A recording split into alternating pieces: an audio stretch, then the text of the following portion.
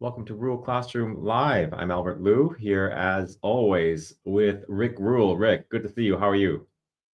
Albert, I'm doing very well, thank you. Thank you again for putting on these presentations. I know that by now, with the inclusion of the X audience, that thousands of people are enjoying them. And of course, I enjoy them too. So thank you for your efforts on our behalf. It's my pleasure, Rick. And as those thousands trickle in, I thought I'd just ask you about some things that are going on in the market today. We knew this week was going to be an eventful week, a volatile week, and it most certainly has, Rick. Um, U.S.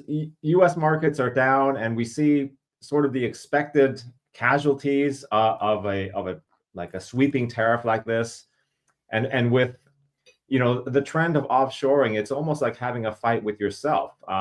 We put on these tariffs to keep outside products out, but it's in fact U.S. companies that are supplying these products and feeling the pain. But what I want to ask you about is what's going on with the energy companies, because there's been a lot of repricing in oil and gas. And I wanted to ask you, your thoughts on Exxon, Chevron, Devon. These companies are getting repriced, and obviously there would be some knock-on effects. But maybe you could, sort of delve into this a little bit and maybe bring out some interesting or useful analysis. Energy markets and equity markets are pricing in a tariff and trade war induced recession. They may be accurate. I'm no economist. I'm a credit guy. But the fears that are being expressed by the market are fears that I share. I'm lucky at age 72 to have a perspective driven by 50 years of investing. And I know that those oil and gas deposits will be producing wealth long after Mr. Trump, and for that matter, Mr. Rule has shed his mortal coil. I am a 5-year investor. I note that most of the sectors that I've invested in, with the sole exception of gold, have been doing poorly. The shipping sector, which was already pathologically cheap, is getting crushed. I take some rueful pleasure in the fact that I'm very, very, very long cash. And at some point in time, I will be able to increase my positions in markets that were cheap when I entered them, but have become cheaper yet. I think the discussion of tariffs, which you described as fighting with yourself, are actually a little worse. It's unlikely that Albert Liu would state the best case, but tariffs are, in their own way, much worse. First of all, it's important to note that tariffs are taxes. But secondly, what they are is a crutch. Tariffs allow conservative voters, at least, to pass on the hard decision. The way that you make a society stronger is that you reduce the economic burden of government in that society. Tariffs are an excuse for conservative people not to reduce the size of government and make their society stronger by reducing that burden. Tariffs, too, are a way to forestall the decision about making the rest of the economy stronger. You make the U.S. economy stronger by making it more competitive. You do that by reforming the tax code to make it production friendly, not consumption friendly. Reform begins at home, not with the other people. You make the economy more competitive by making the regulatory regime more production friendly than consumption friendly. What tariffs are is a way of saying, I recognize that there's a problem and I don't want to address the problem. I want to blame somebody that has nothing to do whatsoever with the problem and thereby obviate my own responsibility for that problem. This political belief in beggaring yourself while blaming your neighbor is intellectually pernicious, but it's also economically counterproductive. Is it as serious as the markets are expressing? I don't know. but it's genuinely saddening for an American. Rick, I understand what you're saying, but we should also take into account that these tariffs came by way of executive order. So it's not like voters debated, contemplated, and then pushed this thing through a democratic process. This is coming from the top. You mentioned about shrinking the size of government. He is indeed doing that too, Rick. So it's not like he's not doing that. Is he, Albert? That's the federal government. He can't. There are things that he can do and things he can't do. Obviously, he can't affect state and local governments where most of the personnel are. But he is reducing headcount. You see it in the headlines. Albert, your lips to God's ears. They recently passed a continuing resolution raising the debt ceiling. They passed a budget, which he was the cheerleader for, which gives us the fourth or fifth or sixth largest deficit in history. I understand the rhetoric is around smaller government. I'm, of course, concerned, Albert, about the Department of Government Efficiency being headed by a guy who's received billions of dollars in subsidies. I, believe me, hope that you're right. I would like to direct our listeners' attention to a book on this very topic called The Triumph of Politics by David Stockman, which details the Reagan Revolution. You will recall, Albert, that Reagan had a real electoral plurality. He won by a landslide with the mandate of reducing the size of government. And as David Stockman points out, the Reagan Revolution was derailed politically in Congress by Democrats and Republicans within 6 months of inauguration. I pray that you're right. I suspect that what you're talking about is the sound of fury, but you've given me a wonderful chance for a commercial. The Natural Resources Investment Symposium, July 7 through 11 in Boca Raton, Florida, or via the comfort and convenience of your own home in live stream, will feature as the keynote political speaker David Stockman. And after his speech, he will be interrogated by a guy named Rick Rule, who will talk about the process around the Department of Government Efficiency and how that might affect investor outcomes and how might someone prepare themselves for the outcomes of Mr. Trump's efforts at government efficiency. Thank you for that opportunity, Albert. My pleasure. Symposium.rulclassroom.com for details on that. Rick, let me finish where I was going with that. And that is, this is an executive order. He seems to have an idea that the degree to which we have a trade imbalance is the degree to which we are being taken advantage of. And that tariffs are the way to drive those trade imbalances to zero, and in an effort to bring manufacturing back home. Now that might work. But if that's the plan, if he's willing to stick with it, it's going to take a long time. And that's, I guess, the important thing as an investor, right? That's what you want to know. How long is he going to persist? Do you think this is his intent? And do you think that his intent is strong enough that he's willing to persist, for years? Albert, you said a lot of things there, and many of them I have no earthly idea how to answer. Mr. Trump is a very competent man. One wonders, however, given the fact that he's picked probably 200 fights, whether he's competent enough to win them all. I was a bit of a fighter in my youth, Albert, and I preferred my opponents one at a time. I got into other fights where it was more than one at a time, and I invariably lost those. So to the extent that Mr. Trump has engaged a whole bunch of enemies on a whole bunch of topics, does he have the ability to win one fight when he's busy fighting a whole bunch? I don't know the answer to that, but I suspect that the answer is no. With regards to executive decree, the people who put together the United States, the people who authored the Bill of Rights, the Constitution, envisioned that they wanted checks and balances in the U.S. system. They wanted the executive and the legislative branch to have to convince the American people that any particular course of action was a good course of action. And then they put in a third check, the judiciary, to make sure that the changes agreed to by the voters and the executive and the legislative branches were in fact constitutional. Ever since then, we've done our best to get away from the Constitution. We've done our best to get away from checks and balances. The reason for this is that people who believe that a certain policy action is efficacious are frustrated by the halting mechanism of checks and balances. And Mr. Trump is no exception.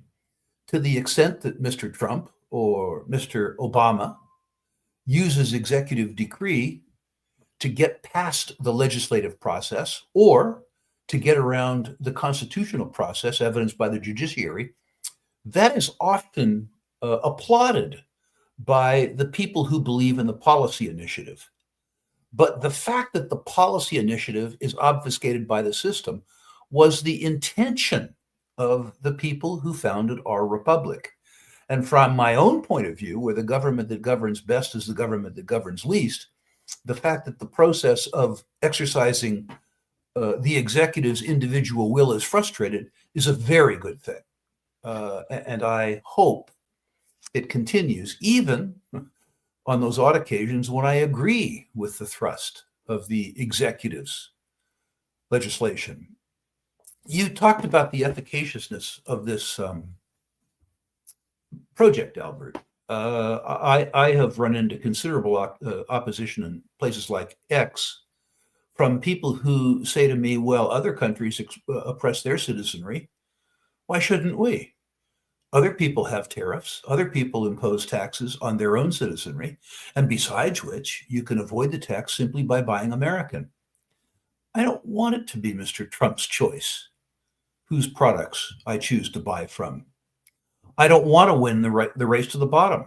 If you assume that the People's Republic of China or France or some other country wins the worldwide race in the oppression of their own citizens, that's not a race I want to win.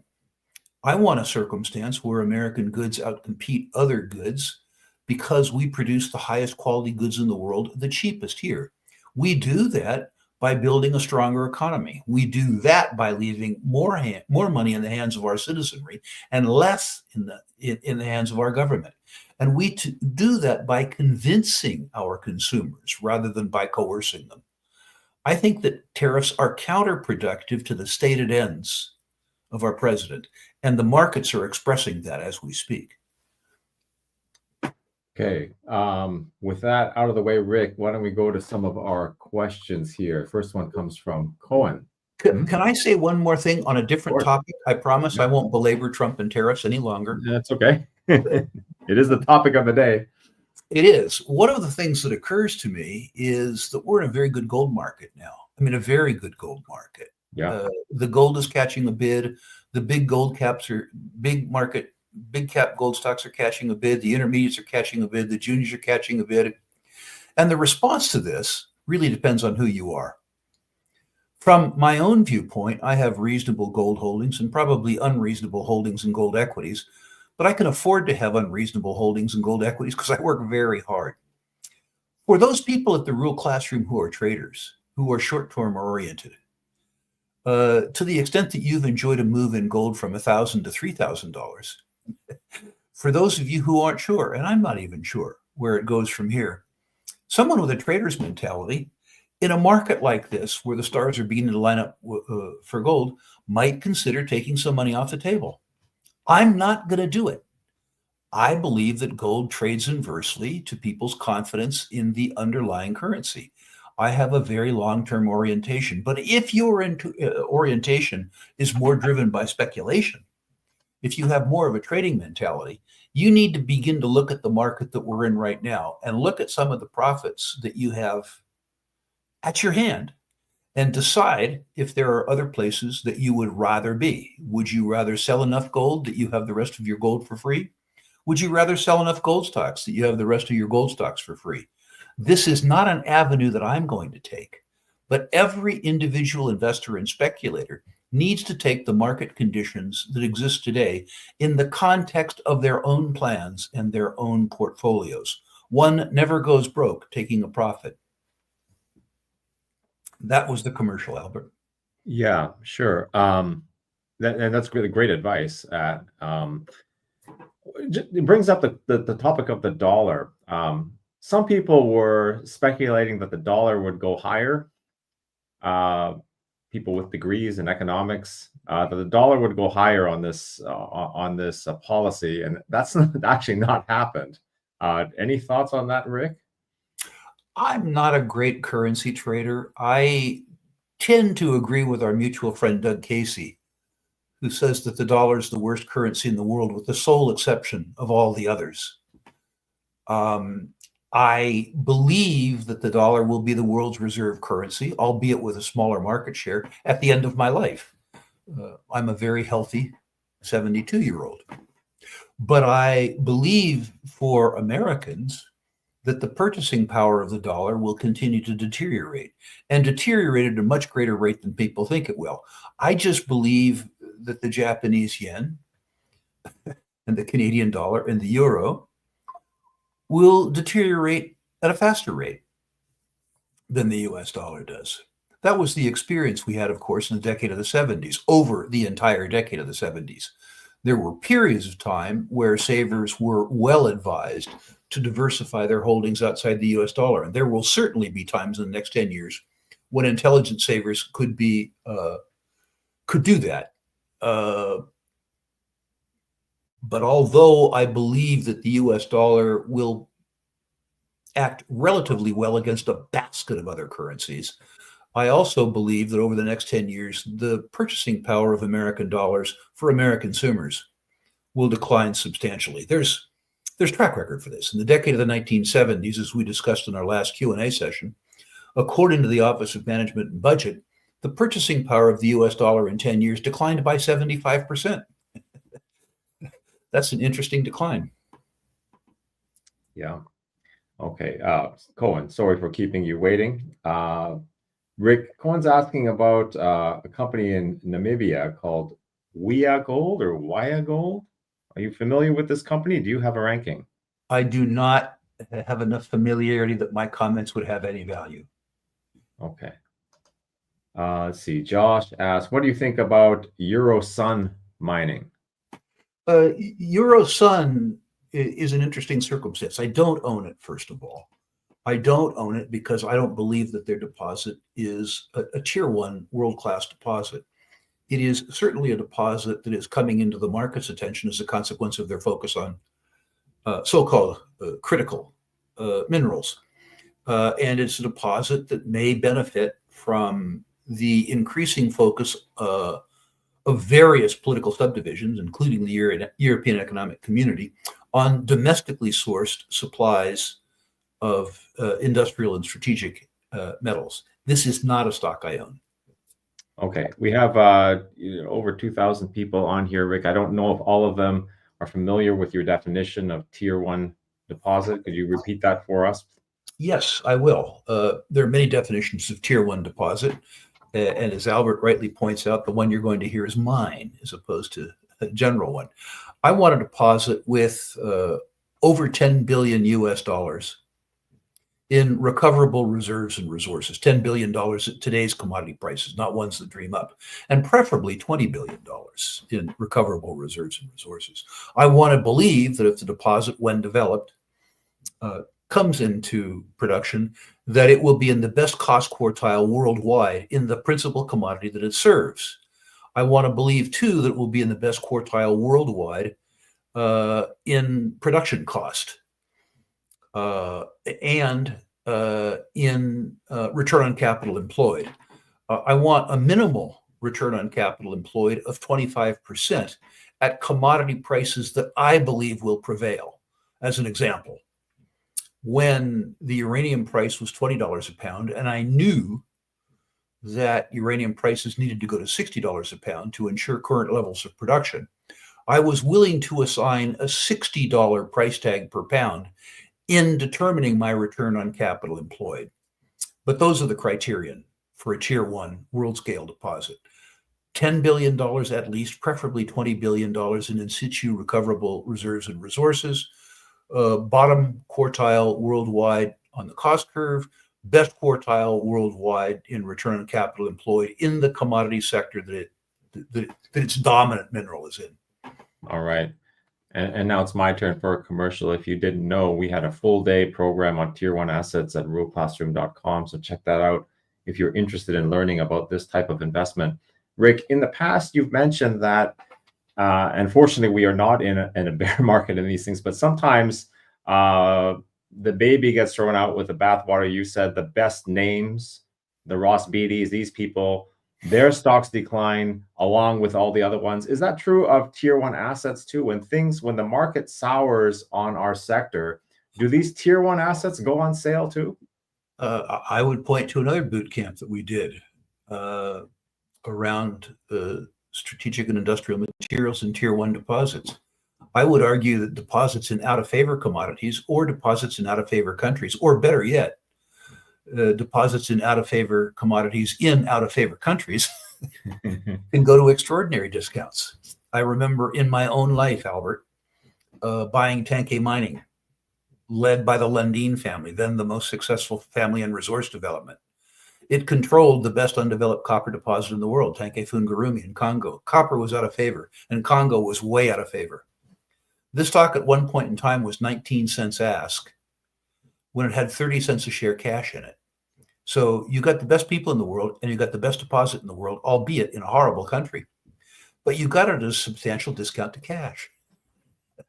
We're in a circumstance right now where at the World Classroom, we've had extensive discussions about a tier one deposit in Malawi with a tiny market cap, a different tier one deposit in Brazil in rare earths with a tiny market cap, and a third tier one deposit also in Brazil around platinum and palladium with a tiny market cap.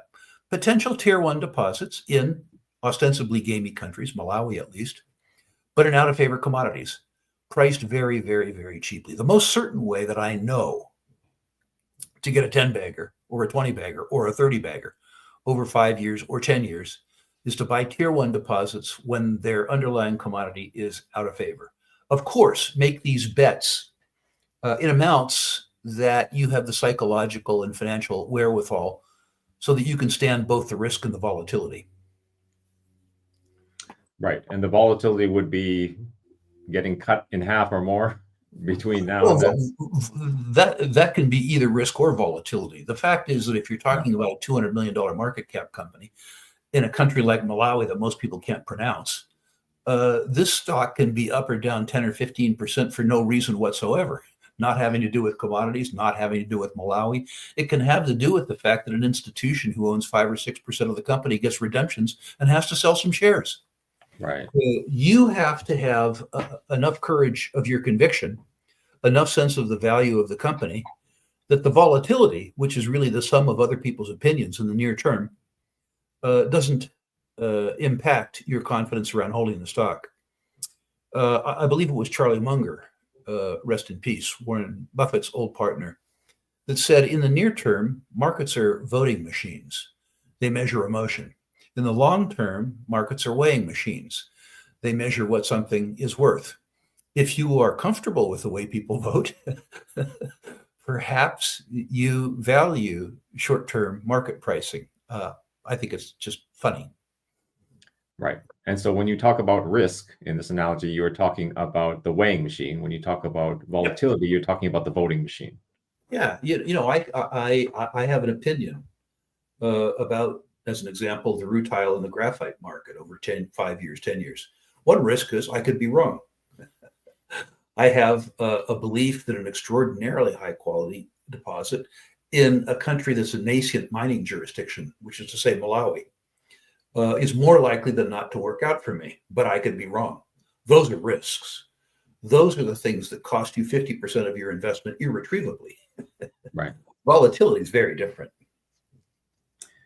For these particular companies, Rick, are you also investing through an exchange that you're not comfortable with, or are these through exchanges that we're comfortable with? In those particular cases, they're Australia, and I've been investing in Australia for 40 years.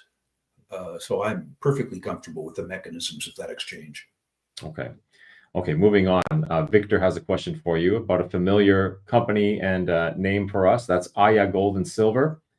He's asking, with the share price, is there any chance of you updating your rating on this stock? I'm reviewing Aya. I want to see one more quarter's financial statements. Their cost came in a little higher than I would have liked, and certainly higher than guidance. I would suggest that some of the share price decline has had to do with the fact that Aya was priced for perfection. They have been making promises, Albert, to our audience for 3 years, and those promises have consistently come true. When you make promises that come true, particularly cash flow and production promises, and you do them in a commodity that goes from being out of favor to in favor, you enjoy pretty substantial share price escalation. That's begun to reverse itself, partly because for the first quarter in a long time, their projections didn't come true. They underperformed as opposed to 3 years of outperformance. I want to see now the direction of sustaining capital investment, and I want to see the direction of production. I want to see the mill performance, and I want to see continued progression in all-in sustaining cost. If that happens, and the stock continues weak, it will certainly be upgraded. Notice I said if, not when. Okay. Question from Han. Rick, your take on the recent decline of sovereign metals? I suspect that the sell-off in sovereign metals has to do with disintermediation, which is a fancy way of saying selling or redeploying by institutional investors away from minerals in general and towards gold specifically. There have been several institutional investors who've been reasonably important players in the junior sector who have decided, because of their inflows, to focus on the gold market to the exclusion of all other markets. Josh asked, Rick, what do you think about Atha Energy? I don't have enough of an opinion of Atha that I would trouble our listeners with it. Bob Jackson asks, can you evaluate EMX's share distribution? Share distribution, I'm not familiar with that. There have been two recent releases. One has to do with the fact that EMX has purchased a number of shares for redemption. Perhaps that's what he's talking about. The second release had to do with the granting of directors and employees options, by the way, above market, and restricted stock units. So I don't know which of those, if either, the gentleman is talking about. A shared distribution, I know nothing about. All right, Bob, if you want to clarify, just put in another comment. We'll get it to Rick. Here's a question from Antia. Rick, do you know this company, Argenta Silver?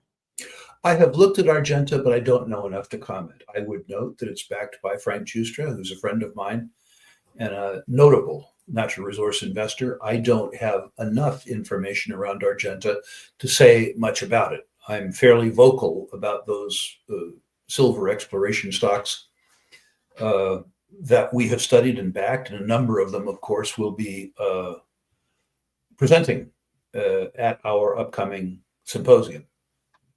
Yeah, actually, and this is a good time to mention, Rick, that with the symposium coming, we've kicked off our annual CEO Spotlight series. And so Rick and I are having a lot of fun connecting with the CEOs who will be represented at the Rural Symposium in Boca. Rick, we got maybe 10 or a dozen of these under our belt so far. Your thoughts early on in this process?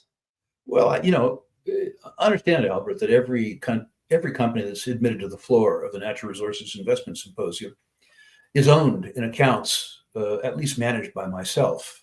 So I'm fairly familiar with the company so far. But I must say it's a fairly impressive lot. And I think what we're trying to do is very important. At the symposium, we're going to give our customers exposure to about 50 hours of programming, which is more than they could possibly absorb. To that end, we interview the companies before the symposium. The idea being, in particular, that people who frequent the rural classroom and have been taught how to interrogate companies utilize those skills and visit and research the companies before they go to the conference.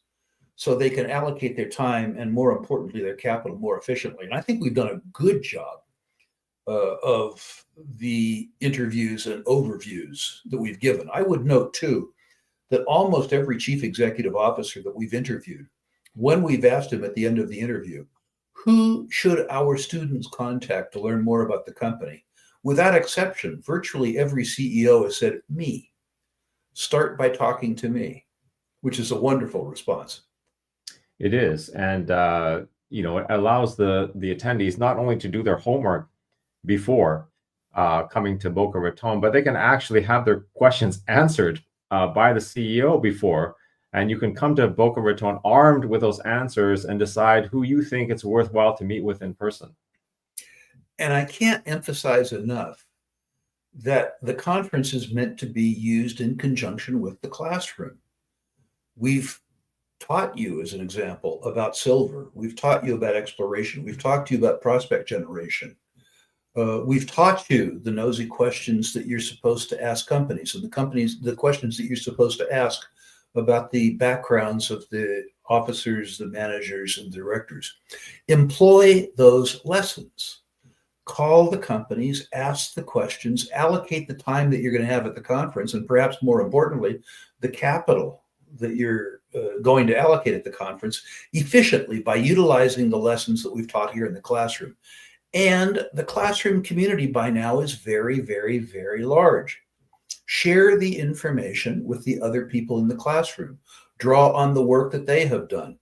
The truth is there's probably 10,000 people that use the classroom, and 10,000 minds is much better than one mind around any particular topic. So do the work, share the work, benefit from the work that others have done. Combine the conference with the classroom. Here's a timely question from Cohen. You follow Banyan Gold in the Yukon. We actually just had a nice conversation with the CEO of Banyan Gold. That interview will be up very soon in Rural Classroom. Rick, you want to do a preview? What can people expect from that interview? Yeah, we interviewed Tara, the CEO of Banyan, today. I think she acquitted herself very well. In answer to the question, I think there's two unanswered questions around Banyan. One is general project economics, and they will have a resource statement out. She tells me calendar second quarter. Great, because that means we'll be able to review it before our conference. And she hopes to have a preliminary economic assessment out in calendar 2025.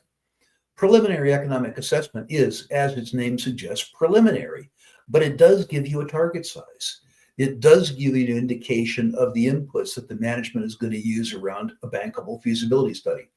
The second unanswered question is that although this is a very large deposit, 7 million ounces, every deposit like this benefits from having a high-grade core, a starter pit, a place where there's higher grade material that you can mine earlier in the life of the deposit to achieve payback of capital employed and pay down your debt. So the two questions are, well, three really. What does the resource look like currently? What will happen with the resource statement? We'll know that quite quickly. What do the preliminary economics look like? And when we understand the preliminary economics, you'll have a better way, and the market will have a better way of valuing the company. And is there a starter pit? Is there a high-grade starter pit that allows the quick payback of capital that will in turn allow this deposit to be built? Those are the unanswered questions. Okay, here's one from Nicholas. Rick, any thoughts on Emperor Metals in Canada? I have done work on Emperor just in the last 2 weeks. I need to say that work is preliminary, but I'm impressed with what I've seen so far. The greater Abitibi belt, going through northern Ontario and Quebec, is one of the great gold belts of the world. One of the advantages of that is that you have adequate supplies of things like labor, things like power, things like infrastructure. You have lots and lots and lots of mills. And so deposits that wouldn't be economic in other parts of the world, because of their access to infrastructure and because of the Canadian regulatory and financial regimes, can be attractively economic there. And it's important to note that discoverers don't have to put projects into production themselves in the Abitibi. There is almost always a nearby deposit or a nearby mill that is in fact resource hungry. And to the extent that you discover and then delineate a deposit, rather than having to go through the risk of mine construction, often you are simply taken out, cap gained out, and then somebody else uses that material to build their own company over time. So I'm attracted to Emperor, although I do not, as of yet, own the stock. Okay, let's see.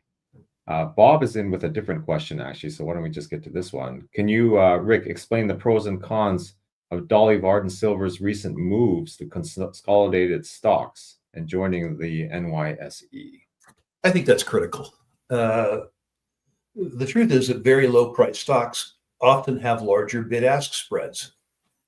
If you have a 25-cent stock and the stock is 25 cents bid, 30 cents ask, understand that you have a 20% gap between the bid and the ask.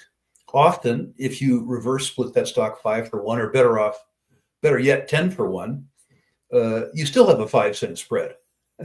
But you have a 5-cent spread against a $2.50 stock, which is to say the spread goes from $2.50 to $2.55 as opposed to from 25 cents to 30 cents, or some number like that. The New York Stock Exchange is also a much better exchange than the Toronto Stock Exchange. The Toronto Stock Exchange is the national exchange of Canada. Canada has about 7% of the savings and investment capital in North America. The other 93% are in the US. Moving from the Toronto Stock Exchange to the New York Stock Exchange over the 2 or 3 year period almost invariably lowers the cost of capital to the issuer. You will note that the serially successful issuers, the Robert Friedlands of the world, the Bob Quartermains of the world, the Ross Beatties of the world, always migrate and sometimes start on the New York Stock Exchange. Got another question from Victor asking about Africa Oil and First Nordic Metals. Do you have ratings on those, Rick? I have no ratings on First Nordic Metals. I have a 4 on Africa Oil. I note that Africa Oil has been very aggressive buying back its own shares. I note, too, that there are 2 large shareholders, one of whom is named Lundin, who I have a large fondness for.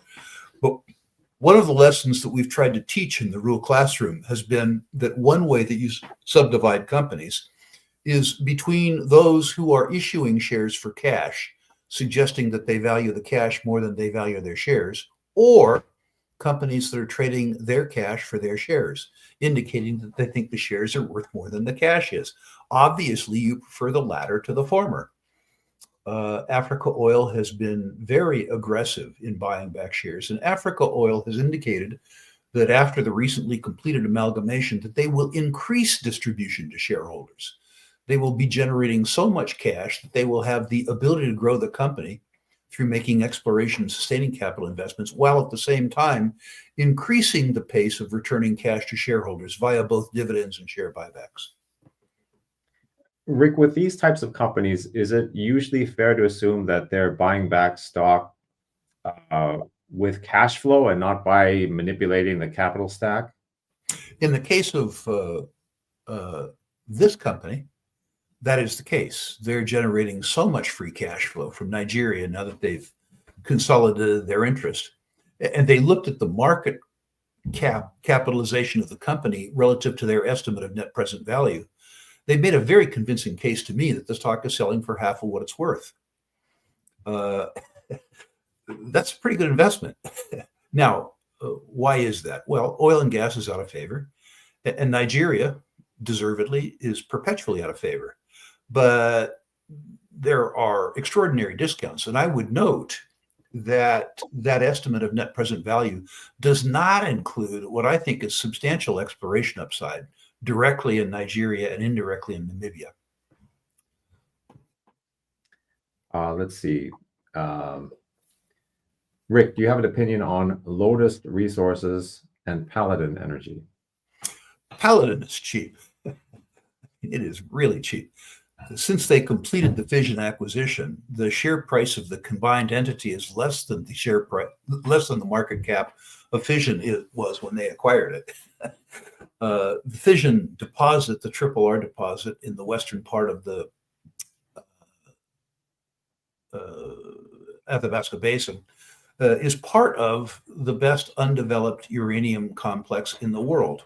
The Arrow deposit, which it's 12 or 14 kilometers away from, is the single best undeveloped uranium deposit in the world. The mining industry has done some stupid things in the past, but these deposits need to be developed as one. There's no sense having duplicate mill facilities, duplicate power facilities, duplicate camps when they could be built as one. Paladin obviously would be a minority partner in that, but they would be a minority partner if it occurred in the most important undeveloped uranium deposit in the world. The other thing that's important to note about Paladin is that they have more than one development opportunity.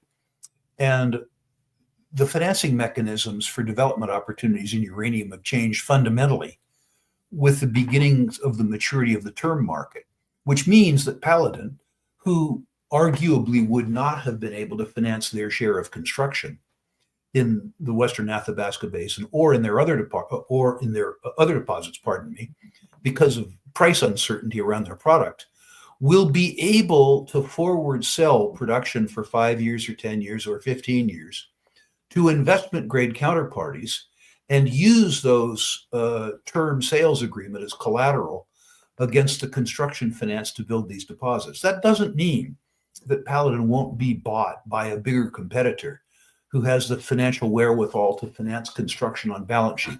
What it does mean is that Paladin will have an alternative and there will be competitive tension.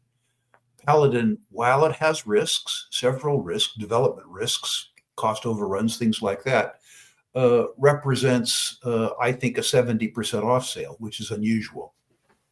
Lotus is a more constrained opportunity. They have a very high quality asset, a high quality deposit in East Africa. You do have single asset risk, and you have it in a country that doesn't have any history in uranium production. So you have a circumstance where the political and the legal jurisdiction around mining is untested. Okay, Rick, a request for you to compare and contrast Queens Road Capital and Dundee Corp. I'm a shareholder of both. The Queens Road people, I would suggest, are more financially oriented, market oriented. The Dundee people, I suggest, are more mining oriented and due diligence oriented. I am friends with the CEOs and investing partners with both CEOs over time, and I regard them very highly. If Dundee had an advantage, it would be that mining due diligence and mining itself is in their DNA. If Queens Road had an advantage, it would be that mining finance, and in particular access to Asian capital, being originally backed by Li Ka-shing, would be in their DNA. I don't think that this is an either-or decision. I think for people who can afford to invest in the mining business obliquely, that both are good companies. The structure is different, but I'm attracted to both companies. I would note, too, with regards to Queens Road, that prior to the founding of Queens Road, they were one of the few investors in the world who cared about the uranium trade in 1998, 1999, and 2000. These guys are true contrarians. Okay, and we did just recently have Jonathan Goodman for the CEO Spotlight interviews, which you can see at Rule Classroom. Rick, let's see. Josh asked, is Vista Gold's Mount Todd project a tier 1 deposit? No. Mount Todd is a decent deposit. I had a lot to do with buying it originally for Vista and know the deposit fairly well. It's a fairly large deposit. I would suggest around 7 million ounces. And so in terms of gross metal value, it certainly qualifies as a tier 1 deposit. Because of the very low-grade nature of the rock, and because of the extraordinary hardness of the rock, it will never be in the lowest cost quartile worldwide in the gold business. The upfront capital costs are high too, which is why a 7 million ounce deposit in Australia hasn't been built. But the deposit is fairly remote, although it once produced. So my suspicion is that the return on capital employed will not be tier 1. So no, Mount Todd is more an optionality project tier 2 at best. Okay, Johan asks you for your opinion on Inflection Resources and Hot Chili's PFS. Don't know enough about Inflection. Hot Chili's PFS was disappointing to me in terms of return on capital employed.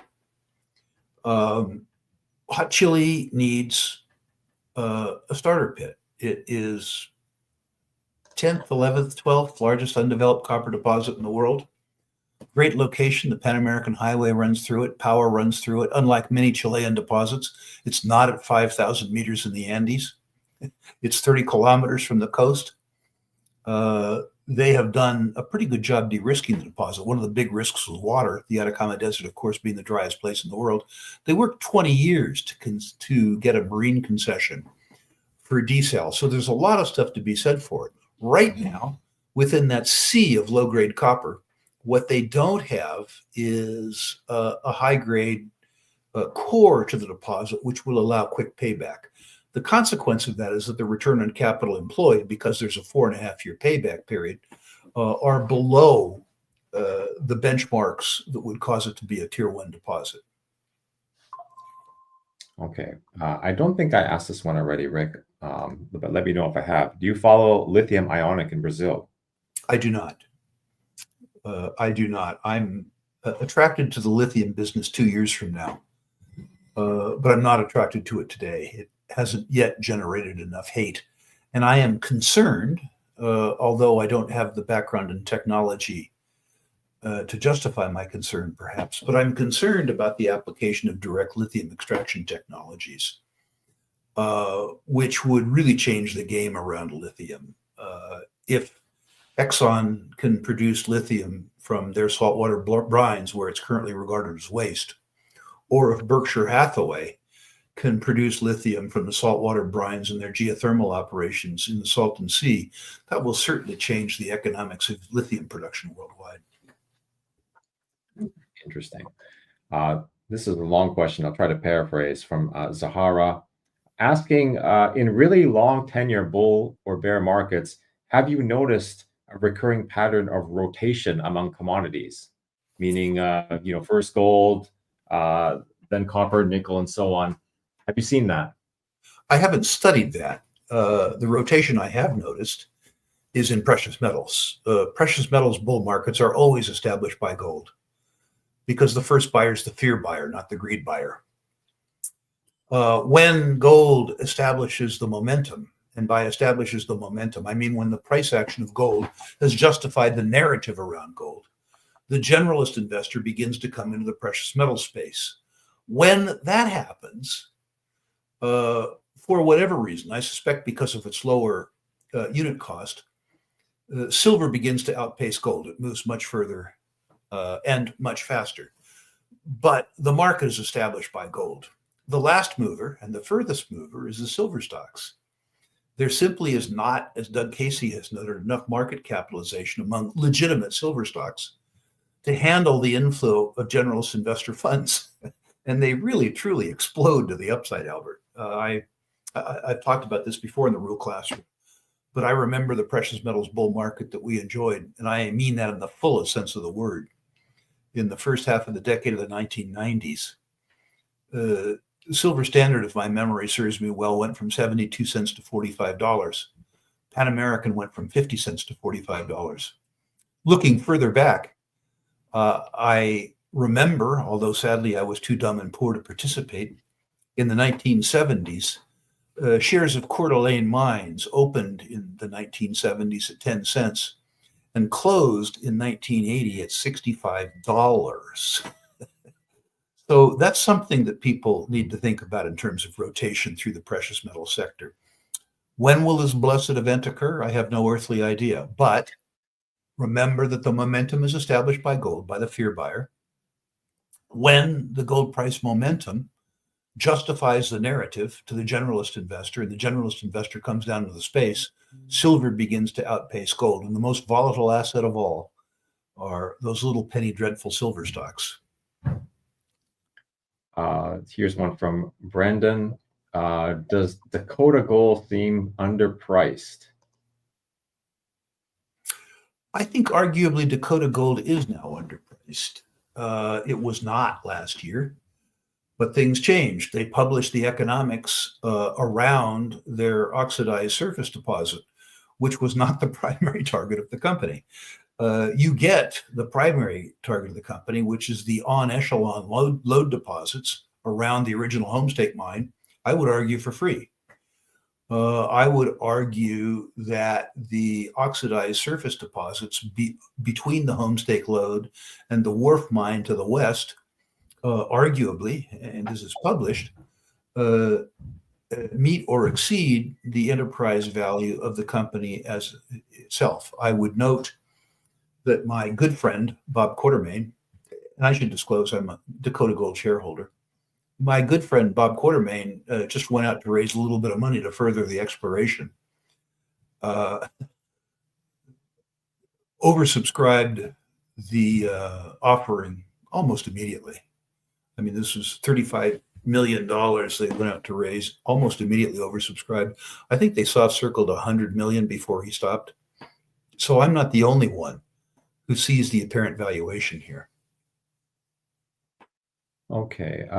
Question from Helen about currencies, Rick. Your thoughts on the currency fluctuations around the US dollar, Canadian dollar, and Australian dollar, these pairs, I guess. No comments, really. I suspect that the US dollar is still a much bigger and much more liquid currency. And so I suspect over time that the US dollar will at least be competitive with them. I suspect that Canada will elect Mark Carney, PM. And I suspect over time that he will conspire to do even more damage to the Canadian economy than was done by his predecessor, Mr. Trudeau. I say that with some sadness. I'm quite fond of Canada. I'm less familiar with Australian politics, but I suggest that Canada is about to, in Canadian parlance, commit an own goal, which is to say inadvertently devalue their currency by poor economic management. That isn't to say that the United States is immune from poor economic management either. I think we're doing precisely that. I just think that we're less efficient in the race to the bottom than Canada. Rick, Luca is asking for your view and rating for Dennison Mines. I have Dennison as a 5, upgraded from a 6. The upgrade has largely to do with the fact that the share price has declined a lot. I love the range of assets that they have in the Athabasca Basin. I love their database in the Athabasca Basin, which after Cameco's is the best of the basin. I love the fact that they have a permitted and operating mill and permitted tailings. I'm concerned about their proposal to do deep in situ mining. I realize that they have managed to complete a definitive feasibility study. I'm happy with the fact that they waited for a definitive feasibility study before they put it into production. I would note that this has never been done anywhere before successfully. So I'm a little concerned that this is a science project. While I'm attracted to Dennison's assets, I'm attracted to Dennison's management, and the share price has declined. I don't own Dennison, which has something to do with my reticence to buy a technology that I don't understand.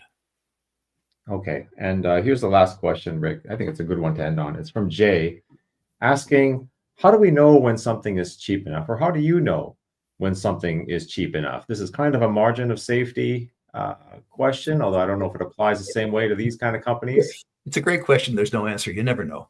Are the people behind it good?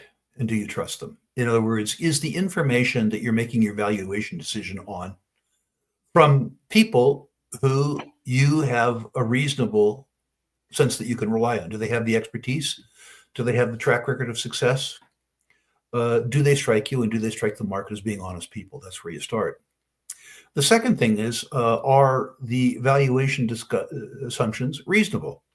I've seen feasibility studies that used commodity prices that were well above market. I've seen feasibility studies that used construction costs that were substantially below the median construction costs. I've seen feasibility studies that used input costs like energy that were substantially below market. So, and by the way, we've discussed all this, Albert, in the Rule Classroom. A much more detailed answer, albeit not as easy as having me answer it for you, is available in the annals of the Rule Classroom. What I tend to try to do, and I'm not always successful with this, is I try to concentrate my efforts on areas in resources that are out of favor. It's likely that I get a better deal, a better valuation deal, where I don't have any competitors. That's really where you start. What I really, really, really like is deposits that have very high in situ value with very low enterprise value, so that my margin for safety is crazy. I have access to deposits right now. We've talked about a couple of them in this broadcast, where the market capitalization is about 10% of the indicated net asset value. That's a pretty good margin for safety. Could things go wrong? Yeah, they're almost invariably in frontier markets, in economies that could turn tough. They're often in markets where there's no near-term recovery in the market. So you have to be prepared to hold those for a long period of time.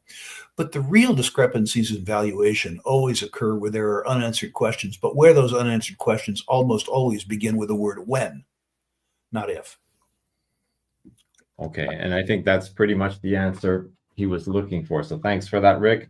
Thanks for another session. We are out of time, but appreciate you coming and answering everyone's questions and lending your thoughts on what's going on in the markets right now. It's certainly, a very interesting time to be an investor. Albert, I want everybody who listened to this to show up at our conference. You don't have to come to Boca Raton, but I would prefer it. There's a lot to learn. There's a lot of communication that's nonverbal. Albert, you will recall that we had an email some years ago from a guy who said, following Robert Friedland around our exhibit floor, seeing the booths that he stopped in front of and listening to the questions that he asked, and then having the ability to do the same thing with Ross Beatty was worth more than the cost of admission. He got the rest of the conference for free. If you can't come to Boca Raton, that's okay. You can attend the conference live or via live stream. Whether you come live or live stream, first of all, employ the lessons that you learned at the Rule Classroom to get the most out of the conference. And second, know that it's a no-risk financial transaction for you, whether you attend live or via live stream. If for any reason you think that you didn't get your money's worth, like all the other products at the Rule Classroom, simply tell us. You get your money back for free. This is a solid gold guarantee. If you think that you didn't get your money's worth live or live stream at our conference, we'll give you your money back, just like we do at the boot camps. I'm delighted to say in 30 years of money back guarantees, we've had to refund about 0.1% of the tuitions that we charge. Nonetheless, that guarantee is your guarantee that we're going to give you your money's worth. Yeah, and we'd love to see you there in person. Certainly, if you're on the East Coast, we're making it easy to join us this year. We're out in Florida. So please check us out at symposium.ruleclassroom.com. We're live every week at ruleclassroom.com. So please think about coming and joining the community there. It's free to join, so there's no reason not to. Rick, thank you very much. It comes to another end of the stream. They always go so fast, but we appreciate your time and look forward to seeing you next week. Albert, thank you for causing these to occur. I look forward to visiting with you next week, and I look forward to your continuing sterling production and editing of the pre-conference interviews that we've been doing. All right. Thank you very much, everyone. Goodbye. See you soon.